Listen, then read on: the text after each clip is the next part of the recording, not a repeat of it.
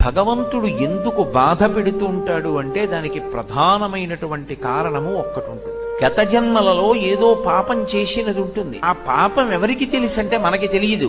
కానీ ఆ జన్మలో జీవుడు ఏం చేశాడో భగవంతుడికి తెలుసు. అది చిత్రగుప్తుడంటే.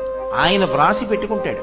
దాన్ని అనుభవంలోకి తీసుకొస్తాడు. చేసిన పాపం కష్టం రూపంలో పోవాలి. వీడు కూడా బాధపడ్డాడు అనుకోండి, ఆ బాధ రూపంలో చేసిన పాపం పోతుంది. ఎప్పుడో ఎవరినో అనరాని మాట ఏదో అన్నాడు, వాళ్ళు చాలా బాధపడ్డారు 2 గంటలు. వాళ్ళు బాధపడ్డారు కదా, ఆ బాధ పడినట్టే ఇప్పుడు కూడా నిన్ను ఎవరో ఒకళ్ళు ఏదో అనరాని మాట అంటారు, నువ్వు 2 గంటలు బాధపడ్డావు. ఈశ్వరుడు గత జన్మలలో చేసిన పాపాన్ని దృష్టిలో పెట్టుకుని ఫలితాన్ని ఇస్తాడు. గత జన్మలలో చేసుకున్న పుణ్యాన్ని దృష్టిలో పెట్టుకుని ఫలితాన్ని ఇస్తాడు.